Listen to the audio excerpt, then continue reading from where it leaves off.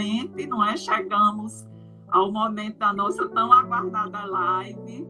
Eu quero dar as boas-vindas à querida Cláudia Costin, não é? Alguém que, quando eu fiz o convite, de pronto aceitou, não é? Estar conosco nesse momento de diálogos.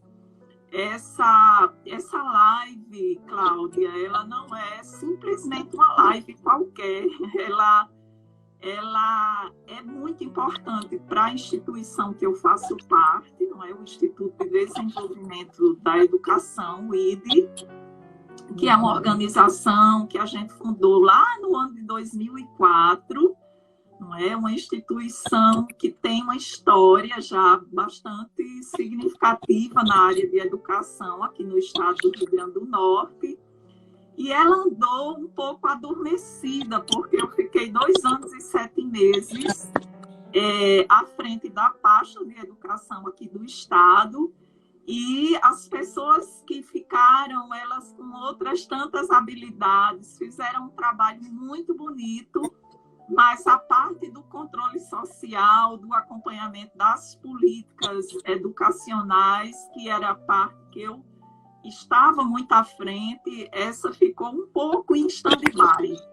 Então, na verdade, eu voltei agora para a direção do IDE, e essa live, ela une o útil ao agradável. A gente resgata com ela o projeto Diálogos, que funcionou por muitos anos, de forma presencial, é claro, nas escolas, não é? A gente fazia encontros nas escolas e depois as demandas debatidas, os encaminhamentos, a gente fazia chegar aos órgãos, às secretarias de educação, ao Ministério Público, enfim, e cada demanda, não é, fazia sentido que a gente encaminhasse.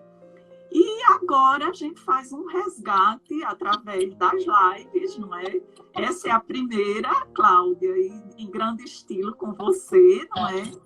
Que a gente divulgou bastante durante esses últimos dias. Seu currículo até dispensa apresentações, não é? Porque você é alguém muito conhecida, não é? Eu disse num dos vídeos que eu fiz que você é uma grande brasileira e é alguém que tem se dedicado bastante a discutir as políticas educacionais, a educação brasileira, e tem feito esse debate em muitos espaços, e eu tenho tido o privilégio de acompanhar, assim como os que estão aqui nessa live, que aqui deve ter muitos professores, gestores de secretarias de educação, técnicos, gente muito querida, amorosa, que gosta da educação, professores éticos, não é? Que eu chamo sempre, que tem esse compromisso político, social e pedagógico com os estudantes, com a qualidade social, não é, da educação da escola pública. Então, é um privilégio poder dialogar com você, não é, Cláudia? Gente, acho que já chegou, não é, um público bom. É a fundadora, não é, e diretora do Centro de Excelência em Inovação em Políticas Educacionais da Fundação Getúlio Vargas, e nesse momento nos ajudará a refletir sobre o tema que nos afeta nesse momento, que é a questão da pandemia, os efeitos da pandemia, as consequências da pandemia na educação. E acho que nós estamos num momento, não é, dessa crise instalada, que é um momento para a gente pensar o retorno.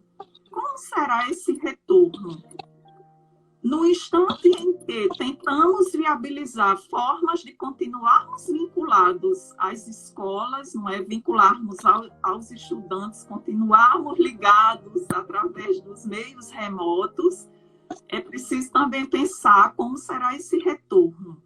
Como será que os estudantes, os profissionais que atuam nas escolas vão encontrar as escolas para esse momento de retorno? E é esse tema que tem nos mobilizado. Eu escrevi um pequeno texto que o ID Democracia encaminhou aos órgãos, não é, vinculados à educação. E esse texto ele nasceu dos meus diálogos com professores, com mães, com pais, com estudantes que me acessam muito nas redes sociais. E a preocupação que cada um tem expressado em relação a esse retorno. E só para encerrar e passar a bola para você, Cláudia, eu assim faço um alerta para os que estão aqui nos acompanhando, não é? Muita gente que eu estou vendo aqui, gente querida, gente comprometida com a educação do Rio Grande do Norte e do Brasil, que nós não estamos absolutamente aqui defendendo que amanhã as escolas devem retornar às atividades presenciais. O debate não é esse. Eu tenho tido a preocupação de dizer que eu não tenho condições técnicas, não é minha área, eu não sou da área sanitária para dizer que já é o momento de voltar.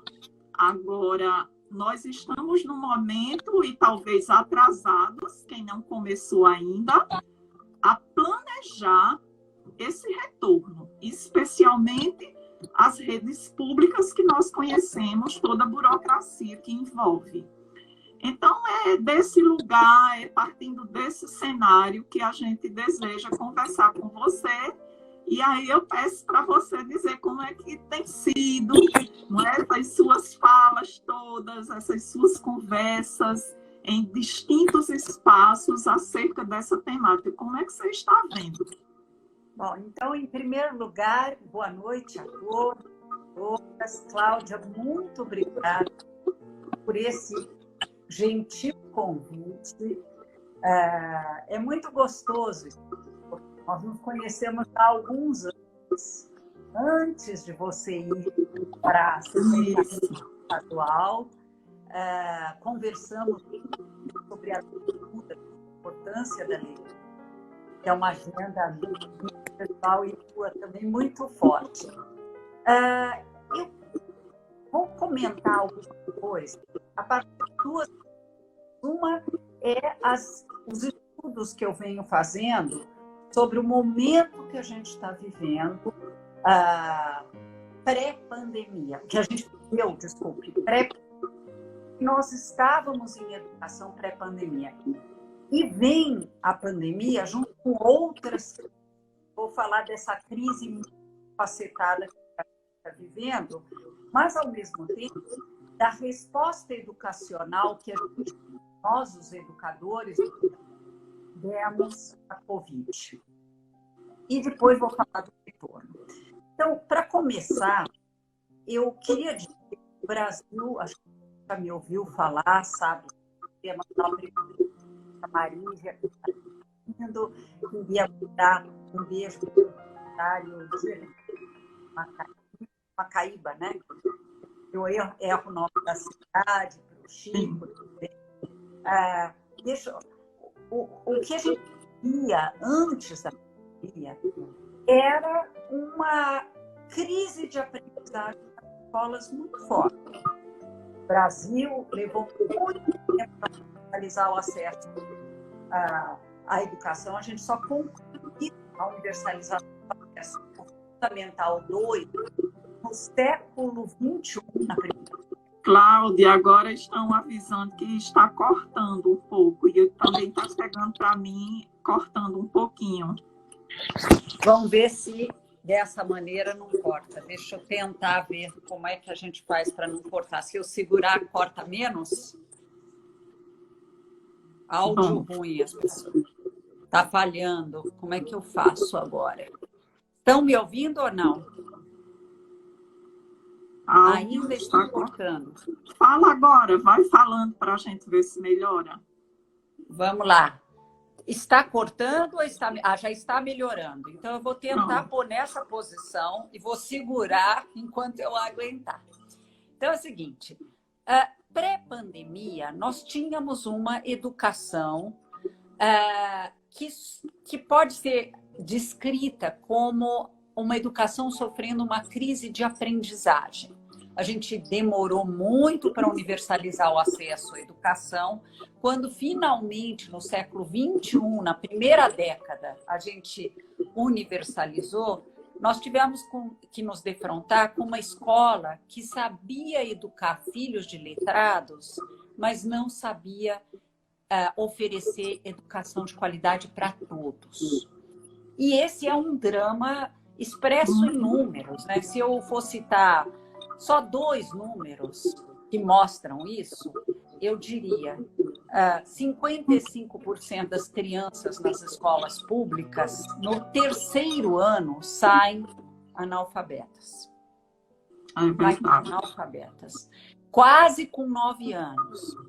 E, por outro lado, quando a gente pega o 3º ano do ensino médio, que você conhece tão bem, professora Cláudia, só 9,1% aprenderam o suficiente em matemática, o nível adequado básico.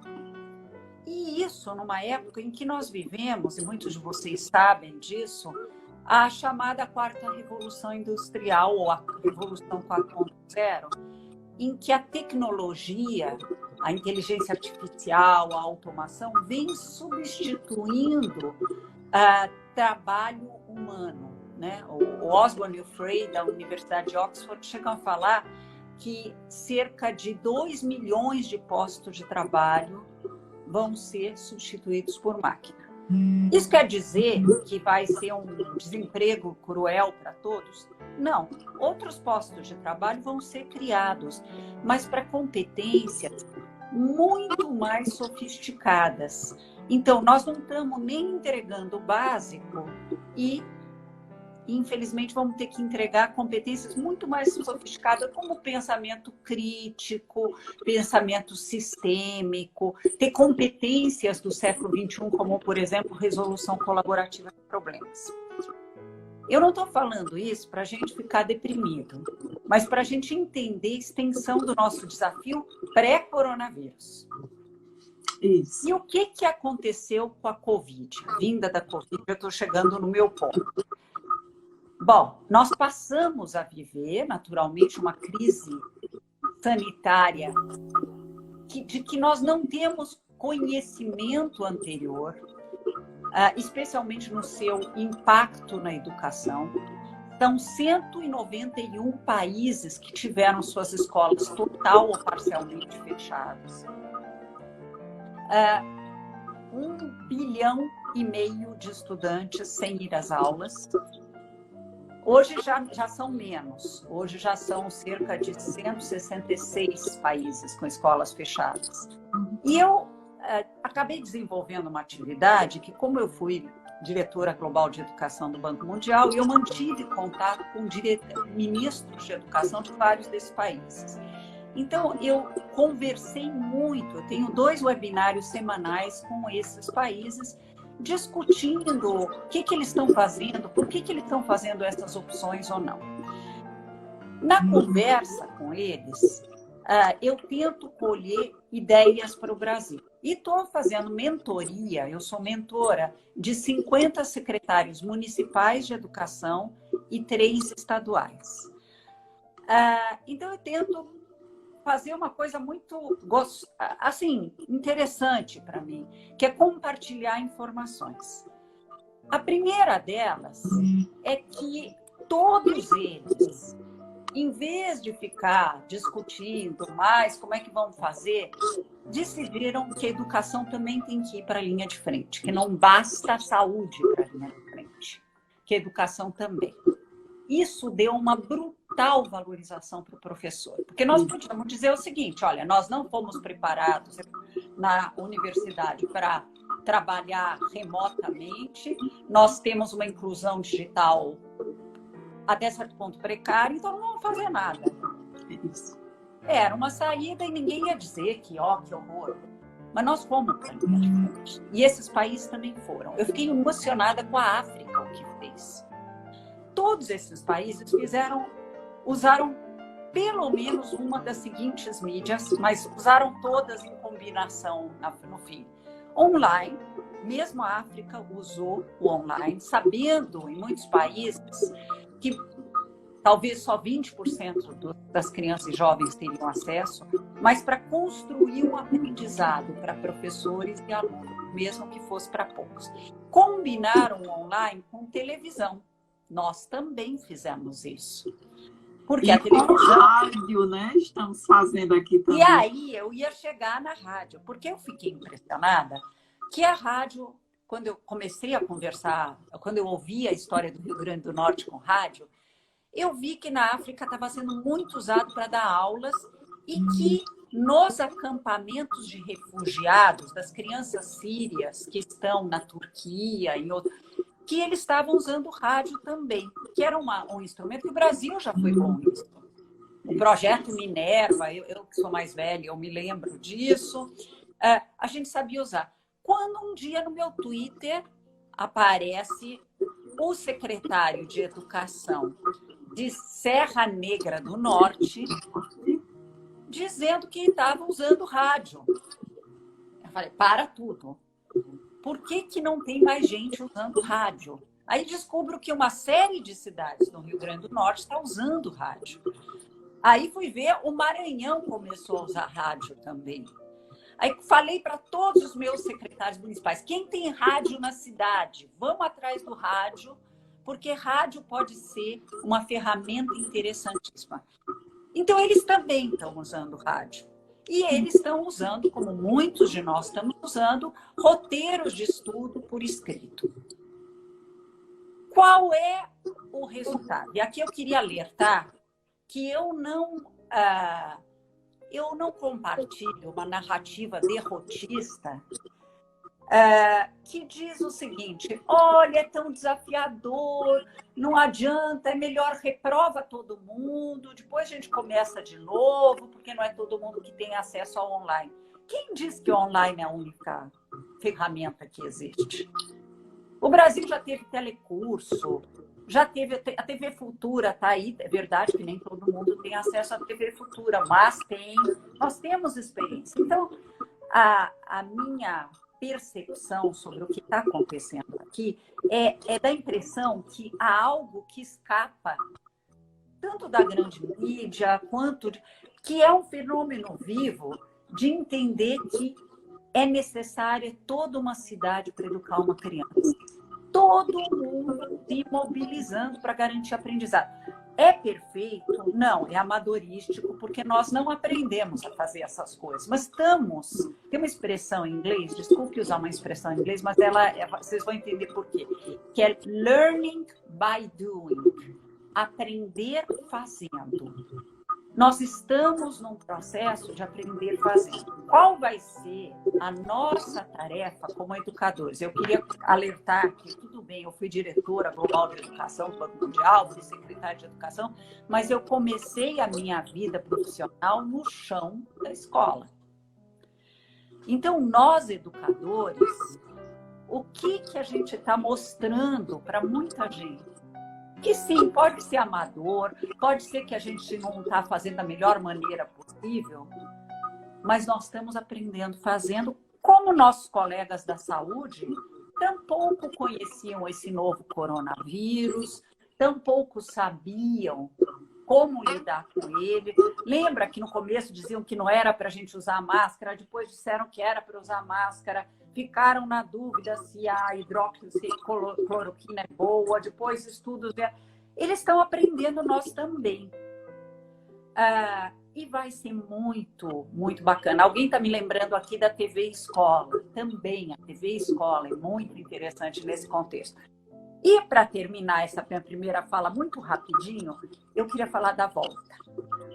E o que eu queria falar da volta é o seguinte. Embora a aprendizagem emergencial remota foi um pouco atabalhoada, a gente foi aprendendo, fazendo coisas, depois voltando atrás, até que a gente se deu conta de como fazer, a volta não. A volta às aulas a gente pode organizar, ter planos bem feitos de como voltar. E mais do que isso, alguns países já voltaram. Vamos ver no que eles acertaram e no que eles erraram. O que precisa de normativas e o que não precisa. E aqui eu aproveito para falar que o MEC não está desempenhando um papel bacana, porque o MEC poderia estar sendo, como as autoridades educacionais de todos esses países com quem eu estou conversando, o coordenador do processo na educação. Nós não temos nem ministro da Educação, nem ministro da Saúde no Brasil. Vocês repararam? Então, temos um problema que precisa ser resolvido. Eu não estou falando isso muito sério. Muito sério. Muito sério, é seríssimo o quadro. O cenário não é nada bom. Não, é muito, muito triste. Mas nós estamos tendo protagonismo de muita gente bacana. Por exemplo, o CONSED, o Conselho de Secretários de Educação, se uniu, gente de partidos ligados, que os governadores são de partidos diferentes, não interessa, interessa que nós somos a educação. A Undime participou, os educadores foram para frente e começamos a organizar, inclusive, os protocolos para a volta. E muita coisa interessante apareceu no desenho desses protocolos para a volta. Quem vai nos dizer, quando voltar, vão ser as autoridades sanitárias de cada estado e município, já que não tem nem Ministério da Saúde. Então, vamos nos conformar com isso. Segundo, como voltar, a gente pode aprender as lições que estão sendo ensinadas por esses países. A maior parte dos países que já voltaram começaram pelos mais velhos. Qual é a vantagem de começar pelos mais velhos? Eu sei que tem muita pressão para recomeçar por meio de creche. Eu sou radicalmente contra, depois explico por quê. Mas temos que começar pelos mais velhos, porque eles podem conhecer os protocolos mais adequados e serem protagonistas nesse momento frente às outras crianças nas escolas.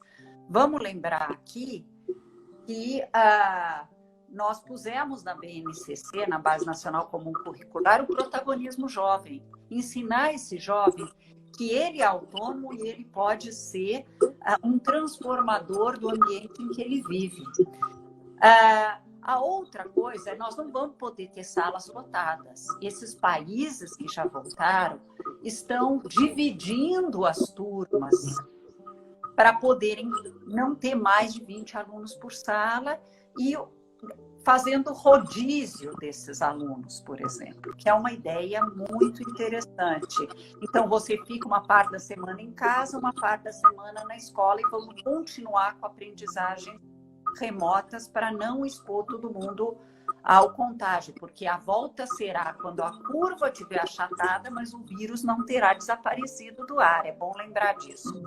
E só para comentar o último ponto e dar tempo de interação, é lembrar que nenhum desses países que voltou no 0 a 3. Só a partir de 3 anos. Então, a França resolveu voltar pelo que eles chamam de creche, mas creche para eles é de 3 a 5. Israel começou por creche, mas creche para eles é 3 até 5. Então, eu estou conversando com a autoridade para clarificar esses conceitos. Há uma pressão enorme das mães que querem trabalhar com quem vão deixar seus bebês pequenos. Mas nós já vivemos um tempo de dificuldades, não custa estender um pouco mais, porque quem aqui trabalha com educação infantil, e deve ter alguns aqui que trabalham, imaginem uma sala com 12 bebês engatinhando, um tirando chupeta da boca do outro, pondo na sua boca, as professoras pegando os bebês no colo, trocando fralda. Eu não preciso descrever mais nada, né? Então, só para dar uma introdução para os 3 pontos, eu começaria por aí. Perfeito. Você traz pontos, Cláudia, que eu tenho defendido muito. Eu escrevi, inclusive, registrei a questão do trabalho usando não somente a internet, por exemplo. Eu escrevi um textinho lá no mês de março ainda, não é, defendendo o uso da internet, mas o uso também do rádio, o uso da TV, o uso das atividades impressas, onde é possível. Não é? Então, assim, eu entendo que é preciso deixar também um pouco a criatividade aflorar, porque as crises, quando elas se instalam, elas também são deflagradoras de processos de construção de coisas que podem ser muito boas, não é? E eu trabalho, você falava que veio também do chão da escola, e eu digo que sou uma privilegiada, porque eu saí da escola depois de 26 anos para assumir uma outra função, e foi justamente a de secretária. Né? Um ato assim de loucura. Saí da escola e voltei para a escola. Né? Quando deixei o cargo, imediatamente voltei para a escola, uma escola muito especial, uma escola que experimenta um pouco do que eu defendi na minha tese de doutorado, e uma escola também que 2 dias depois do decreto para o distanciamento social, não é, o isolamento, nós já estávamos conectados às crianças, e crianças do fundamental, anos iniciais.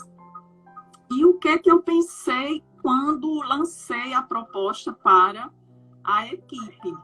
É preciso a gente fazer uma leitura. O minimalismo tecnológico é o que vai funcionar com essa comunidade que nós temos. Não adianta pensarmos que as crianças terão em casa um tablet ou um computador de mesa com internet para acessar as plataformas mais interessantes e nos mantermos conectados a elas. O que elas têm acesso?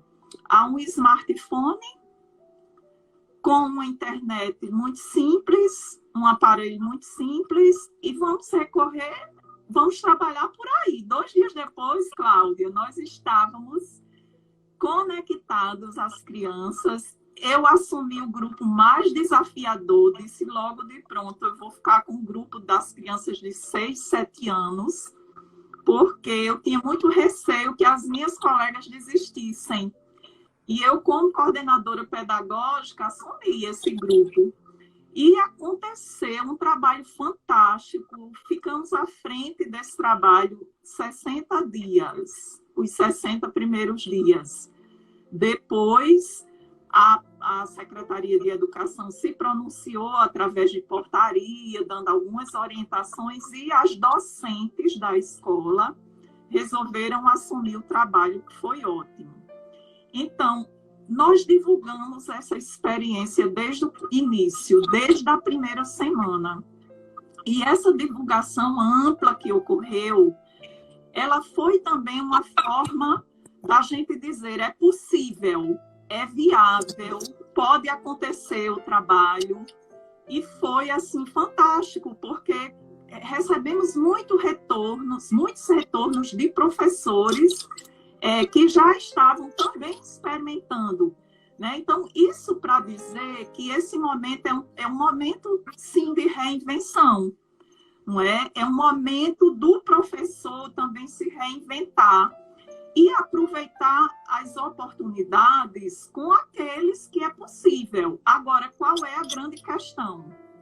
Como será o retorno e como nós vamos receber todas as crianças e todos os jovens para trabalharmos qual o currículo?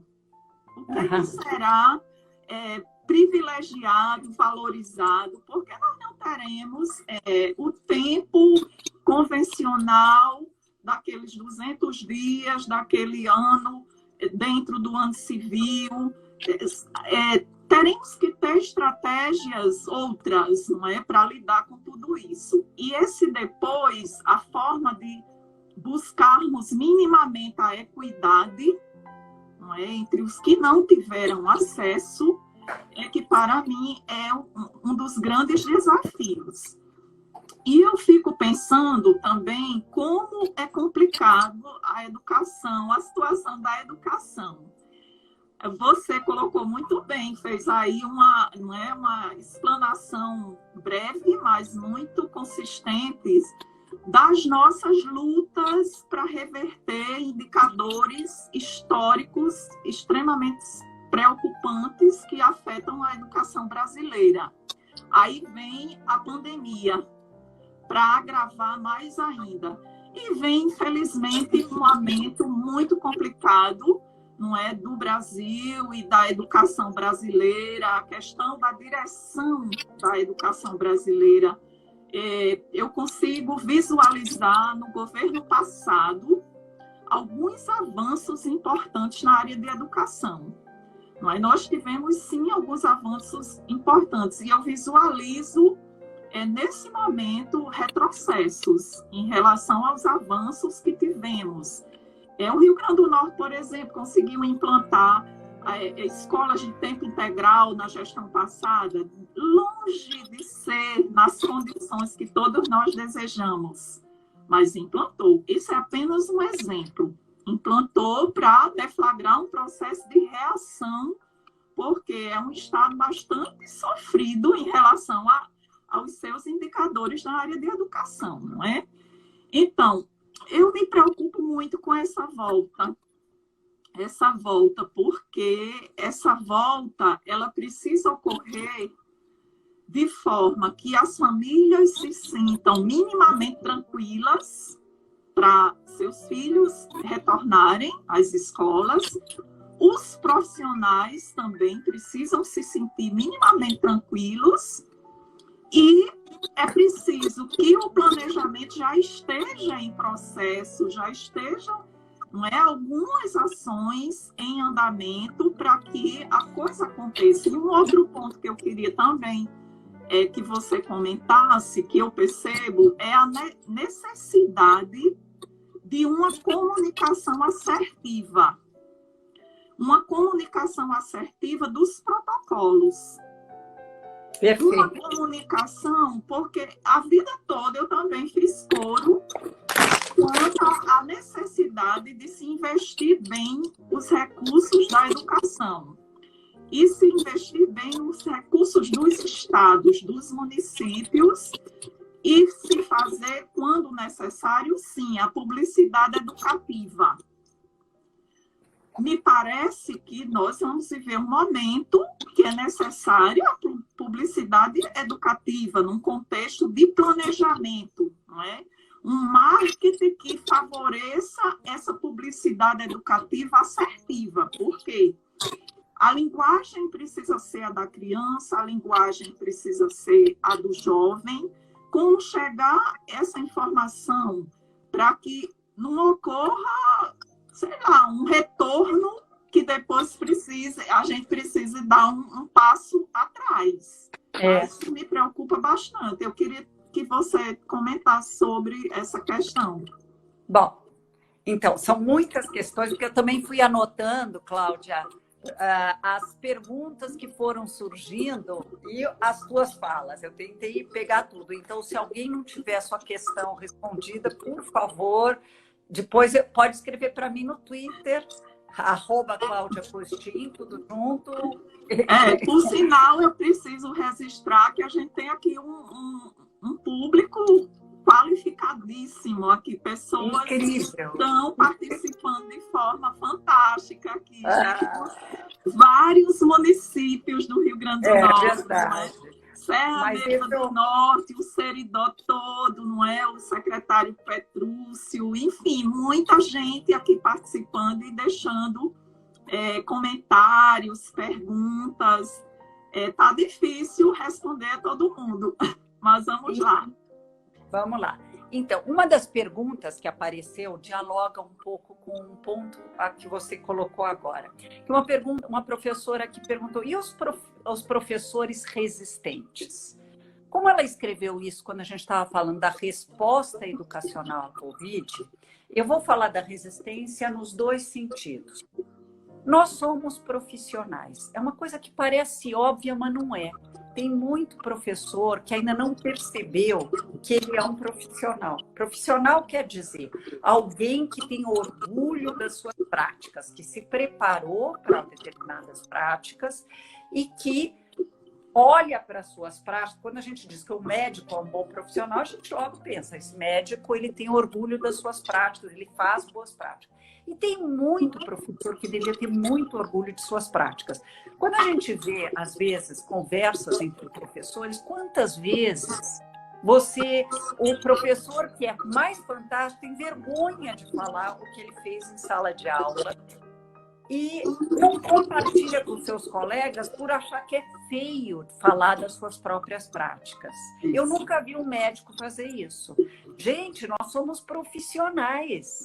Se a universidade, já respondendo uma outra pergunta que foi feita aqui sobre o currículo das faculdades, que vai ter que mudar, e eu concordo, se a faculdade ela não prepara para a prática profissional, eu sempre digo que o antigo magistério preparava, era um curso profissionalizante. Quando a gente passou para a universidade, o Darcy Ribeiro, eu lembro nos corredores lá da Constituinte, ele dizia, se a gente passar para a universidade simplesmente, ela vai fazer o que ela sabe fazer, que é preparar pesquisadores em educação, mas aquele pesquisador que não pesquisa a partir da prática.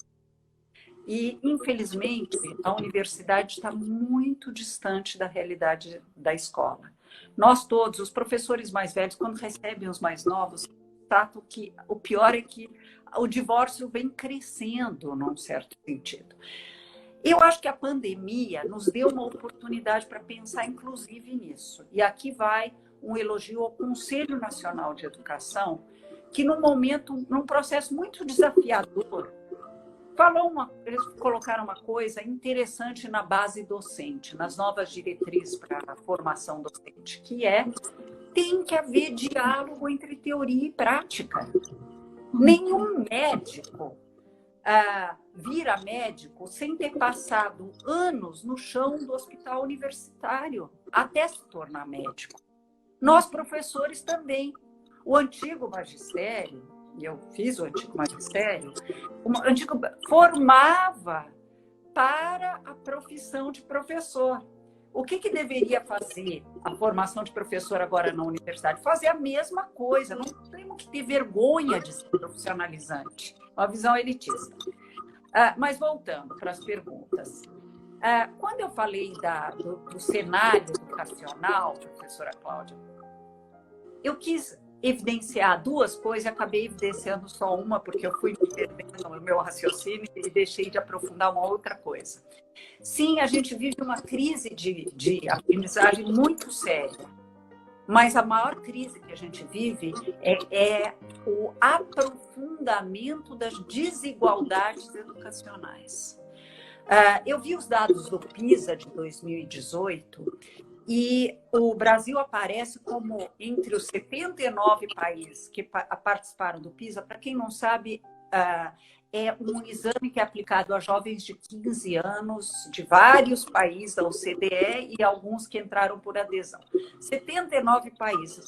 Nós fomos considerados o segundo mais desigual do ponto de vista educacional do mundo. Ou seja, a gente olha para jovens de elite ou do quintil mais rico, o quartil mais rico, de uma maneira, quando a gente vai educar, e o quartil mais pobre de outra maneira. A gente oferece, às vezes inconscientemente, uma educação de segunda linha para os mais pobres.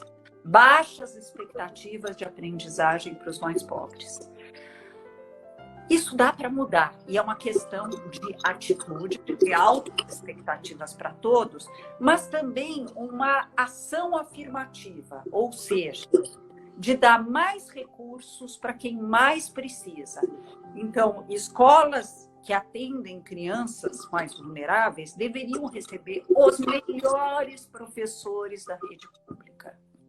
A gente, no Rio de Janeiro, quando eu fui secretária, a gente criou um programa que chamava Escolas do Amanhã. Pegamos 150 escolas que estavam dentro de favelas controladas pelo tráfico ou pelas milícias, e passamos a pagar mais os professores que davam aula lá.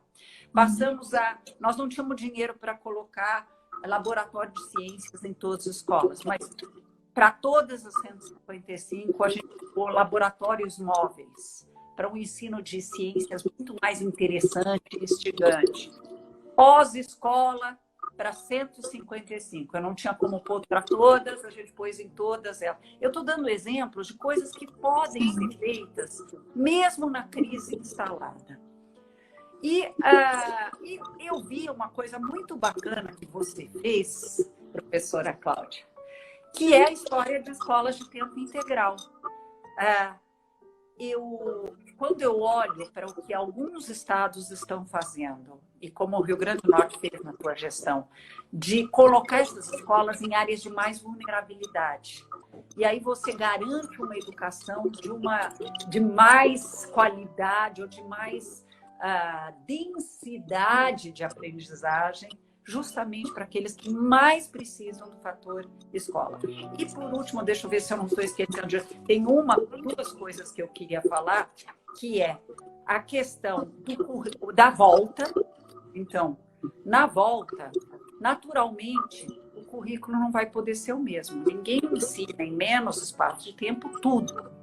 Então, a gente vai ter que fazer uma coisa que o Concede trabalhou, que é identificar o que depois do coronavírus, depois que acharam a curva, o que ainda dá tempo de ensinar com um pouco mais de profundidade, em vez de ensinar todos os tópicos de todas as disciplinas. E no ano de 2021, com esses meninos já indo para frente, a gente reserva 3 ou 4 meses para nivelamento, para que eles possam pegar aquilo que ficou faltando e a gente condensa a aprendizagem. Nos primeiros 3 meses a gente trabalha isso e já entra nos assuntos do ano letivo de 2021. É possível fazer. É o ideal? Evidentemente que não, mas nós não estamos vivendo a situação ideal. Nós estamos vivendo uma crise que é sanitária, econômica, terrível, com as famílias dos nossos alunos afetadas, e uma crise institucional muito séria, com a democracia em risco. Tudo isso ao mesmo tempo. Então, nós vamos fazer o possível. Quando um país está na UTI, quando uma criança está na UTI, ela para de ter algumas outras coisas que são importantes, mas que não vai poder ter. Quando um país está na UTI, a gente vai buscar foco no que precisa fazer para salvar essa geração que está na escola. E com relação à comunicação mais assertiva, eu acho que dialoga bem com aquela professora que perguntou dos professores resistentes. E aí vai uma mensagem de muito amor, carinho e admiração. Inspirem-se nesses professores brilhantes que foram para a linha de frente e vamos mostrar que nós somos educadores para valer. Como muitos pais e mães puderam descobrir nesse período com seus filhos em casa. O nosso trabalho ficou exposto e muitos pais entraram em contato com inúmeros educadores dizendo a relevância do trabalho que a gente faz em condições que não são fáceis.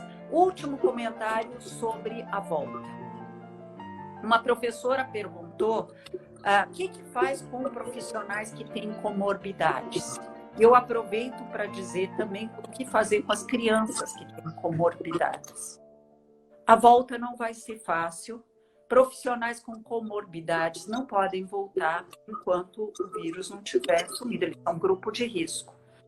Mas crianças com comorbidade também. Então, eu queria lembrar que síndrome de Down é comorbidade para a Covid porque tem problemas no coração. Então, nós vamos ter que descobrir uma maneira de assegurar a aprendizagem em casa para essas crianças com síndrome de Down que não tiveram seus corações operados. Crianças que têm problemas respiratórios sérios, eu peguei uma lista, eu posso passar depois para quem pedir, de comorbidades. Quem tem problemas respiratórios sérios também não pode. E, naturalmente, esses profissionais e essas crianças vão ter que poder trabalhar de outra maneira. Não é que eles vão ficar de licença, os profissionais. Eles vão, provavelmente, das suas casas, trabalhar com a garantia de aprendizagem das crianças. Que um ponto que você levantou, Cláudia, os familiares que não se sentem seguros, seja porque essas crianças têm comorbidades, ou porque elas são muito pequenas, ou porque vivem com idosos e não podem ser vetor para atingir idosos, nós vamos ter que garantir a aprendizagem em 2 ambientes diferentes na volta, na escola e na casa. É verdade. Eu integro desde o comecinho de 2019 o Conselho Estadual de Educação, não é? E tenho sido, de fato, muito acionada e tenho levado esse debate para o Conselho Estadual de Educação justamente a partir das preocupações de famílias que têm casos ou de familiares ou das próprias crianças ou jovens que não vão poder retornar, porque nós sabemos que essa volta não vai se dar com a população toda imunizada, não é? E é preciso realmente muito cuidado, é preciso estratégias para lidar com essa realidade e entender que vai precisar continuar de forma não presencial, garantindo o direito a esses estudantes de continuarem aprendendo e vivenciando um currículo. Então, são muitas questões para se pensar a educação e a volta e as escolas e como essas escolas estarem preparadas. Eu levantei no texto que eu publiquei, Cláudia, 10 pontos que eu considerei assim, caros para pensar esse retorno, não é? E entre esses pontos, eu defendo, por exemplo, que as secretarias de educação se preparem para garantir o mínimo, máscaras para estudantes e profissionais, protetores faciais, garantir a acessibilidade a pias, para se ter água e sabão, porque não vamos nos iludir, não há condição de, nas escolas públicas, em todos os lugares, a gente contar com álcool em gel na quantidade necessária, não é? Então, é preciso ver a questão de pias, a ventilação dessas salas, pensar o horário de entrada, o horário de saída, como é que será, a organização de grupos, como fazer para não ocorrer a aglomeração em épocas normais, não é? Que ocorre em épocas normais.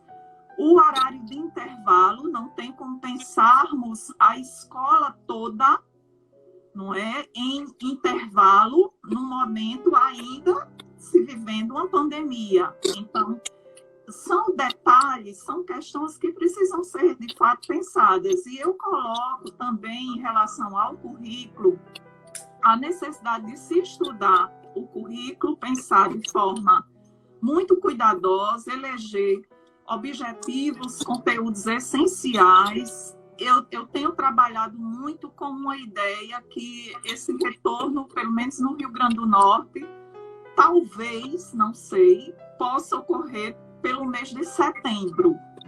É como eu vejo, não sei, ninguém vai dizer que eu falei aqui que será em setembro, mas é como eu tenho enxergado.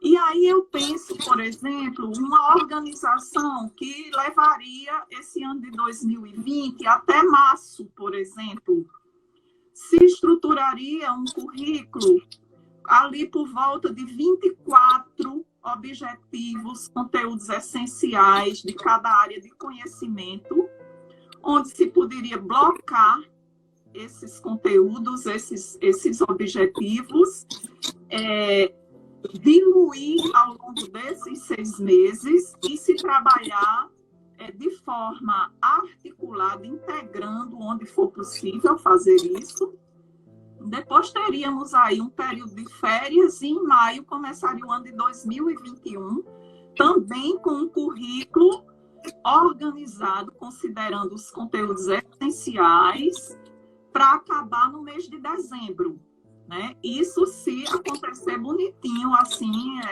o retorno em setembro. É como eu vejo, mas esse debate, ele precisa acontecer no âmbito de um planejamento, não é de um planejamento de rede. Deixa eu só te interromper para falar uma coisa que eu acho que é vital que a gente entenda. Nós vamos estar num cenário de escassez de recursos públicos, né?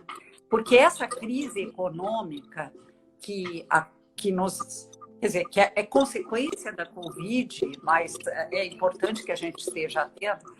Como muita gente teve que parar de trabalhar para garantir o isolamento social, a arrecadação em todo lugar caiu, e caiu de uma maneira importante. Então, vai ser muito importante, eu estou vendo muita gente falando, mas e a infraestrutura das escolas? Então, à medida que você está falando, eles estão dizendo isso. Nós vamos ter que ter consciência de que ela não será ideal e a gente tem que pensar o que é mais urgente fazer nas escolas em termos de evitar contágio. Você falou de muita coisa importante. Eu fui até anotando os protetores faciais, as máscaras. Eu vi que no retorno de praticamente todos os países que já voltaram, eles usaram aquele termômetro infravermelho, né? Que vai ser importante medir a temperatura das crianças e dos profissionais na entrada e na saída. E eu tenho uma tese que os profissionais têm que voltar um pouco antes dos alunos para a gente fazer testagem para Covid, de todos os profissionais. Não há dinheiro para fazer de todas as crianças, mas a gente deveria fazer de todos os profissionais, para ver se tem alguém assintomático, porque um professor tem chance de contaminar um grupo de crianças que serão assintomáticos, mas vão passar para casa. Então, há uma logística bastante complexa esse retorno, que leva os nossos perguntadores aqui, professora Cláudia. Você fala assim, vai ser impossível voltar. Não, eu garanto que vai ser possível voltar. Nós temos que saber quando. Os epidemiologistas é que vão ter que nos dizer quando que é o momento. Então, eu desconfio que o Centro-Sul vai voltar um pouco antes, porque eles começaram um pouco antes com a epidemia. Então, eu desconfio que ou em julho ou em agosto, o Sudeste eventualmente volta. O Sul praticamente vem caindo, apesar de teve um pequeno repique em Porto Alegre, mas também... Então, pode ser que setembro seja realista. Vai ser perfeito? Não. A gente vai ter que fazer alguns investimentos, mas nós temos que focar esses investimentos onde gera mais proteção.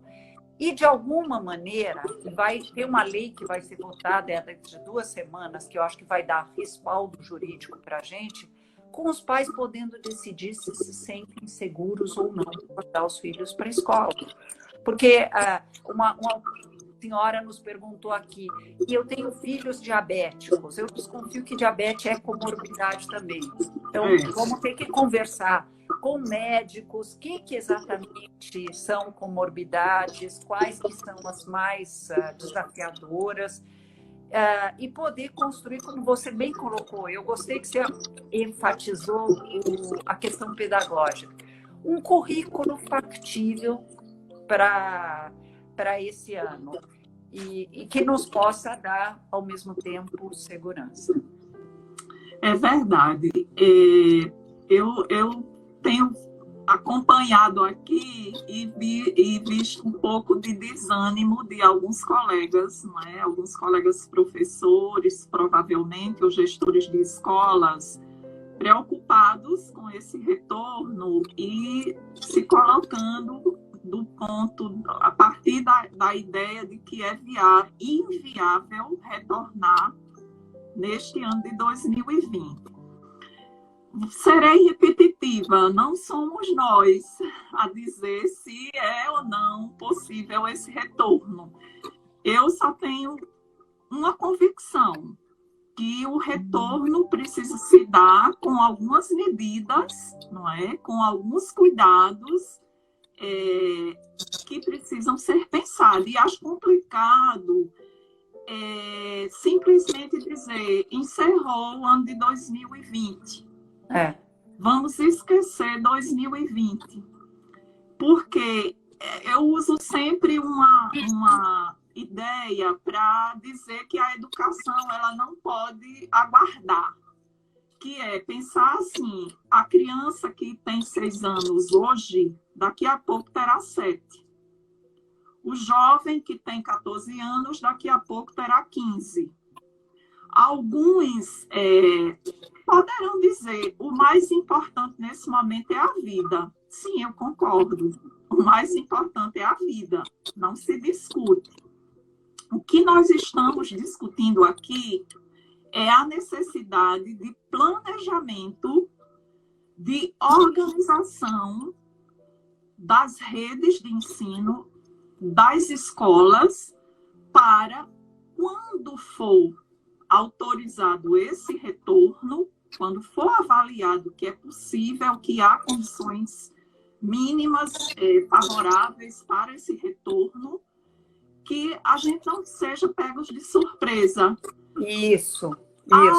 Deveríamos ter pensado lá atrás na necessidade do termômetro, ou da máscara, ou de instalar umas pias, e não foi pensado.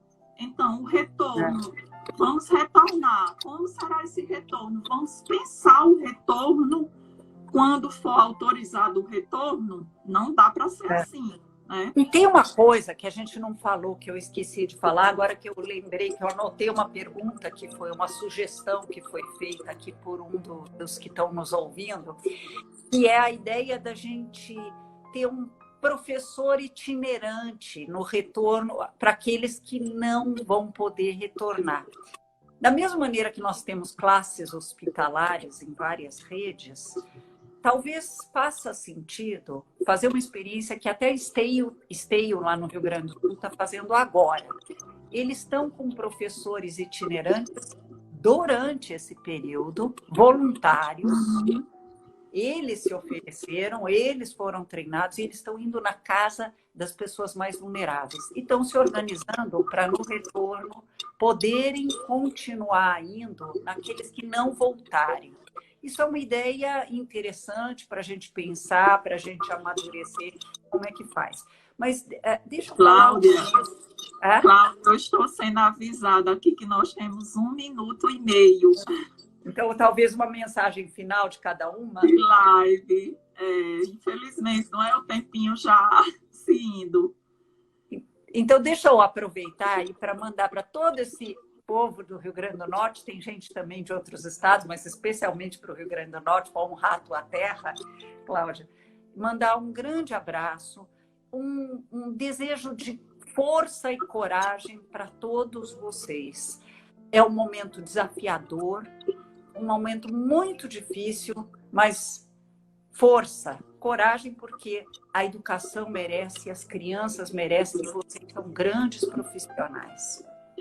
Eu agradeço, não é? Acho que foi muito rico aqui o nosso diálogo. Deixo a dica que quem gostou e queira pensar, eu vou tentar deixar gravado aqui para rever, as pessoas poderem pensar, refletir melhor. Eu quero ver também melhor o que foi aqui discutido. Quero agradecer a todas as pessoas que divulgaram essa live, que esperaram essa live, que comentaram, agregaram valor a esse momento aqui, dizer que eu estou plena, consciente que os professores sempre fazem a diferença. Com certeza. Na próxima terça-feira teremos aqui o secretário de Estado da Educação, mas também um professor e uma mãe.